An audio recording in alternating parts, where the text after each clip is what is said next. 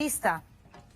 Juliana, siempre es un gusto conversar con usted. Buenas noches. Buenas noches, muchísimas gracias. A ver, estamos todos al tanto, por supuesto, y pendientes de lo que va a salir publicado mañana en el diario oficial El Peruano. Pero se han dicho ya cosas que han generado más preguntas e interrogantes que respuestas. De hecho, lo primero tiene que ver con la inmovilización social obligatoria que regresa a nivel nacional los domingos. Pero también se ha dicho que los deliveries van a continuar. ¿Cómo es que esto va a poder funcionar? ¿Cómo es que ambas cosas van a poder convivir? El día domingo hay una movilidad absoluta como eran los domingos antes de que se levante la cuarentena. Sí va a funcionar los deliveries de farmacias y también de restaurantes. Las personas que tienen que movilizarse a los restaurantes tienen que sacar un pase vehicular que ya el Ministerio del Interior lo va a implementar a partir del día de mañana en la tarde. Con ese pase vehicular pueden desplazarse hacia los establecimientos que expenden alimentos o comidas para que funcione y puedan activar el delivery. Ok, pero esto va a tener que ser en taxi o en vehículos particulares, porque el servicio público, el transporte público, no va a funcionar, ¿o sí? Pueden ir en sus vehículos particulares y el transporte público va a funcionar como funcionaban los domingos cuando habían las restricciones, para que se movilicen las personas que van a trabajar a los hospitales, la policía, la fuerza del orden. Había una cantidad reducida de transporte público que funcionaba y eso sí va a seguir funcionando. Y lo mismo para aquellas personas que tengan este pase del que usted nos habla, que trabajan en un restaurante o que de repente manejan una moto porque forman parte de una empresa que trabaja con aplicativos para llevar comida delivery. Así es, correcto, Juliana. ¿Y cómo va a ser, digamos, la obtención de este pase? Igual que antes, a través de Internet, ingresando a la página del Ministerio del Interior. Correcto, a través de la página web. Ya el día de mañana está sacando un comunicado el Ministerio de Defensa y el Ministerio del Interior con todas las indicaciones y detalles de quiénes pueden transitar, cómo pueden sacar los pases, y ahí va a estar la página web del Ministerio del Interior donde pueden recabar los pases. Ok, ¿y cuánto tiempo de vigencia, de duración van a tener estos permisos? Estos permisos van a tener mientras dure la inamovilidad absoluta los días domingos, que en principio lo estamos viendo que va a ser hasta fin de mes, o sea, 3 domingos. Ah, ok. Hasta la primera semana de septiembre. Así es, solamente 3 domingos. Existiendo, Premier, la posibilidad de que evidentemente esta medida se termine ampliando. Tendríamos que evaluar, Juliana, los resultados, porque la inamovilidad de este domingo lo vamos a ver dentro de 10 días y vamos a ver qué efectos tiene, y también con las medidas que estamos tomando para ver si la cantidad de contagios comienza a disminuir o se estabiliza. Hay quienes piensan que es un poco incongruente que los domingos ya no se pueda salir, pero que sin embargo de lunes a sábado uno pueda sentarse en un restaurante, en un café, a consumir algún tipo de producto. Dicen, a ver, si se trata de no contagiarnos, ¿por qué una medida tan extrema por un lado y no se recula con respecto a las reaperturas en centros comerciales, no solamente restaurantes, ¿no?, sino también espacios como Gamarra, el Mercado Central, que hace rato también han reabierto sus puertas? ¿Existe la posibilidad de que también se retroceda con respecto a esas decisiones que se tomaron en sus respectivos momentos como reaperturas de diferentes fases económicas? Lo que pasa, Juliana, es que de acuerdo a los estudios que ha hecho Prospectiva del Ministerio de Salud, los mayores contagios que se están dando en este momento es por las reuniones sociales y por las reuniones familiares. ¿Qué es lo que está pasando? Que las personas están yendo a visitar a sus familiares y al llegar a la casa de los familiares se quitan la mascarilla, y ahí hay un gran contagio, el gran peligro de no tener la mascarilla. O se reúnen con los amigos a tomar unos tragos o a conversar y se quitan la mascarilla. Entonces, básicamente hemos visto estadísticamente que los días domingos son donde se realizan la mayor cantidad de estas reuniones sociales o familiares. Es por ello que estamos empezando con el día domingo para ver qué efecto tiene en lo que es la cantidad de contagios. Ok, y cuando se habla, Premier, de las reuniones familiares que se han convertido en el principal foco infeccioso, ¿qué va a pasar de lunes a sábado cuando se sepa, por una denuncia, por una llamada a la comisaría o lo que fuere, que en la casa X, en la cuadra Y, de pronto hay un grupo de personas que no necesariamente están tomando, con música, haciendo escándalo, pero que se ha juntado un grupo integrantes de una familia para hacer una parrillada, para pedir algo de comer? Entendemos que eso también está prohibido. Se está reiterando en este decreto supremo que va a salir que está terminantemente prohibido las reuniones familiares o las reuniones sociales. Este decreto supremo está acompañado con una serie de medidas de fiscalización. Justamente el ministro de Defensa, el ministro del Interior, están reunidos con los mandos para potenciar todos los operativos en diferentes sitios conjuntamente y en coordinación con los alcaldes y con los elementos de fiscalización de los sectores.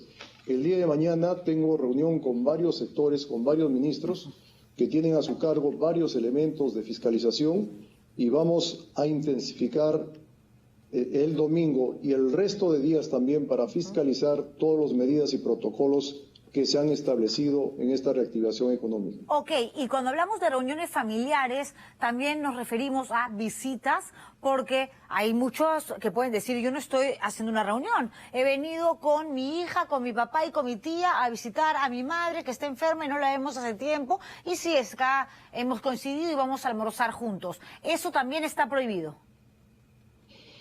Está prohibido, Juliana, y apelo a la responsabilidad de todos los ciudadanos, porque el gobierno, por más que se implemente medidas, si la ciudadanía no asume una responsabilidad, no se va a poder combatir a la pandemia.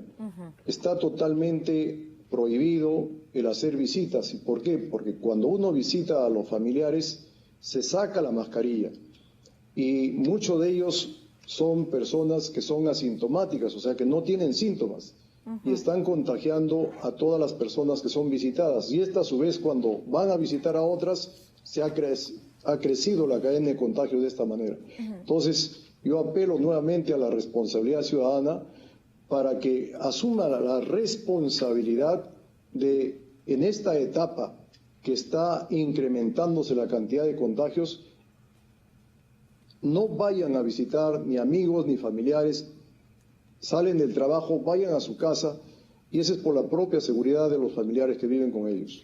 Desgraciadamente, Premier, cuando se trata justamente de algún tipo de prohibición, de algún tipo de anuncio de esta naturaleza, mientras no haya una sanción, un castigo, la gente muchas veces no cumple, se relaja y dice, bueno, no pasa nada. O sea, hace poco se celebró el aniversario de un equipo deportivo con fuegos y luces artificiales en diferentes puntos de Lima y no hay un solo detenido por ese evento específico. O sea, uno se preguntaba, ¿dónde está la policía? ¿Dónde están los militares? Esto sucedió en toque de queda. ¿Qué tanta seguridad podemos darle a la gente en general para que sepa que si verdaderamente incumple lo que mañana sale publicado en este decreto supremo, no solamente puede ser trasladado a una comisaría, puede llegar la policía, puede llegar alguien del ejército, sino que además va a ser castigado? En esta reunión que hemos tenido con el ministro del Interior y el ministro de Defensa en el Consejo de Ministros, nuevamente estamos retomando todas las medidas de control y de sanción que se tenían antes de levantar la cuarentena.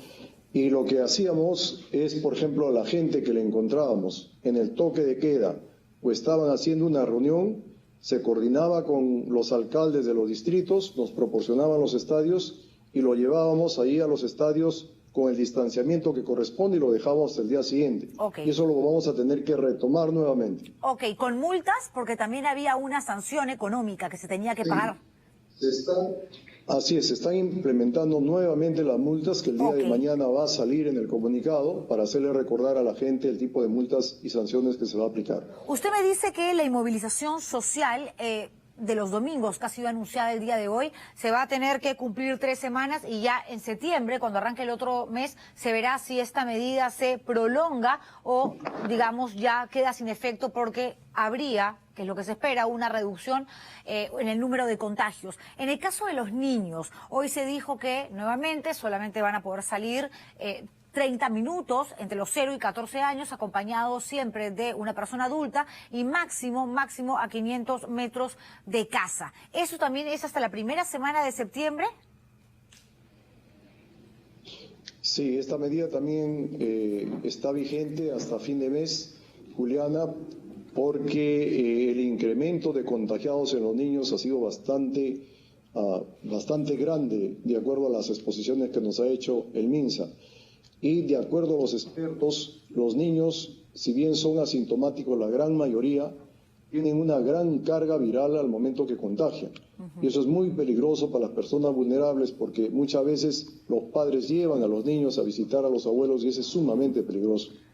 Hay un tema que es importante que tiene que ver justamente con este aumento de contagios que se ha elevado hasta en un 75%. Lo que pasa es que muchos ni siquiera se dan cuenta porque efectivamente los niños y adolescentes suelen ser asintomáticos, pero que ha llevado a que el gobierno tome la medida, ¿no?, de regresarlos a casa, ¿no?, de confinarlos y que solamente puedan salir media hora con las características que acabamos de mencionar. Pero si a esto le sumamos que por lo menos hasta el segundo semestre del próximo año no vamos a tener la vacuna, podríamos decir que las clases en la escuela de manera presencial no van a regresar hasta junio, julio del 2021. ¿Hay algún tipo de certeza con respecto a esta situación desde el gobierno? No, Juliana, al momento todavía no tenemos la certeza de cómo vaya evolucionando la pandemia. Esperemos que a comienzos de septiembre ya tengamos una bajada a nivel nacional, porque en las regiones donde está en crecimiento en este momento, ya de acuerdo a los testeos que se han hecho, está llegando a un pico y normalmente, de acuerdo a la experiencia que hemos tenido en otras regiones, después que llega a un pico comienza a una estabilización y luego a un descenso.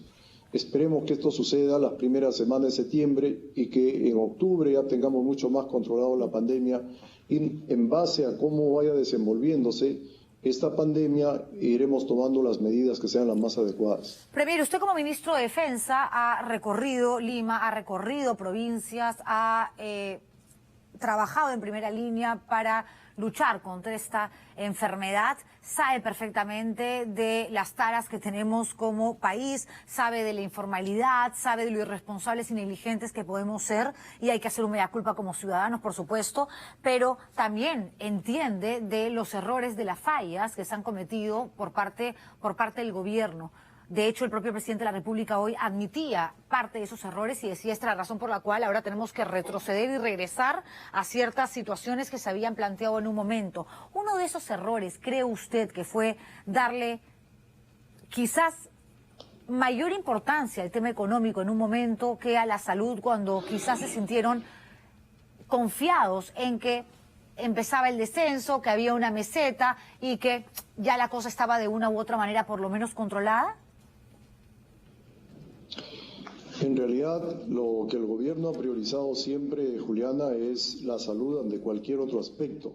Lo que pasa es que después ya de casi 3 meses de confinamiento, ya muchísima gente, como bien sabe, el 70% y un poco más tenemos gente informal y muchísima de ellas vive del día a día. Entonces, ya la gente de por sí había salido a trabajar, ya la economía del país estaba también en cuidados intensivos y definitivamente, si no comenzamos a reactivar la economía, entonces esto se va a volver en una crisis no solamente sanitaria, sino una crisis económica. Y si no tenemos los fondos necesarios para hacer frente a la pandemia, también sería otro gran problema. Entonces lo que estamos buscando, Juliana, es un equilibrio entre controlar la pandemia y también ir reactivando prudentemente lo que es la economía. Y ese es un equilibrio bastante difícil de hacer, hay que hacerlo con mucho tino. Si la pandemia, como ahora, el número de infectados comienza a crecer, pues tenemos que ir dando poco a poco pasos hacia atrás para ir controlando la pandemia y sacrificando algunas actividades económicas que, por ejemplo, se realizaban los días domingos. Y tenemos que seguir de esa manera. Cuando encontremos que la pandemia se estabiliza y comienza a bajar, comenzaremos a reactivar nuevamente aquellas actividades económicas que aún no han sido lanzadas en este momento. Dentro de las medidas, entonces, para tratar de reducir el nivel de contagio, está ampliar el horario del toque de queda, que ya no empiece a las 10 de la noche, sino de repente bajar a las 8 o quizás hasta las 6 de la tarde, como en un momento cuando se inició la cuarentena con confinamiento obligatorio. Sí, todas las medidas lo vamos evaluando, pero inicialmente vamos a ver qué efectos tiene la inmovilización del día domingo y en base a eso ya tomaremos las siguientes medidas referidas al toque de queda. En el caso de las camas de cuidados intensivos, que es un tema, Premier, que mencionaba hace instantes, sabemos que el sistema de salud está desbordado hace rato, sabemos que ya no hay espacio en las áreas de hospitalización, tampoco en UCIs, pero se nos habla de camas que se van liberando, que la dinámica en realidad es tan voluble que hoy pueden haber ahora mismo 10 libres y en 2 horas están esas camas desocupadas. ¿No debería de haber mayor sinceramiento con respecto a esta información, apelando además a la actitud que ha asumido Pilar Macetti, ¿no?, la ministra de Salud, que ha dicho, a ver, nosotros no vamos a negar nada, este es el subregistro, vamos a darles próximamente el número real de personas que han muerto por COVID? ¿Por qué no hacer lo mismo con las camas a través de un portal? Decir, a ver, en Lima quedan 8, están en estos hospitales, y verdaderamente permitir que la gente encuentre una esperanza o no, pero sepa finalmente a qué enfrentarse cuando se le enferma un familiar. Tenemos un equipo de control que indudablemente está dentro del Ministerio de Salud, que lleva a diario, y no es un equipo de unas cuantas personas, son varias personas. Por ejemplo, cada región tiene 2 personas que reciben la información a diario en cuanto a la disponibilidad de camas UCI, así como de las camas intermedias. Y hay un centro de control que está constantemente monitoreando las bajas, las altas en las camas UCI. Y esto lo reportan indudablemente al MINSA, y también hay una persona encargada de la coordinación. Por ejemplo, llega una persona al Rebagliati y ahí no hay camas, inmediatamente se conecta con esta central y le dicen dónde hay camas, de tal manera que esta persona sea derivada a ese hospital donde hay camas. Claro, el tema es que en la práctica eso muchas veces, Premier, no sucede. Por falta de comunicación, por exceso de burocracia, y quizás sea un punto que puedan atender desde el gobierno para la tranquilidad de la gente que en su desesperación absoluta ya no sabe qué hacer para poder internar a un familiar. Premier, muchísimas gracias por esta entrevista. Juliana, un gusto saludar y hablar con usted. Muchísimas gracias. Buenas noches. Gracias, buenas noches.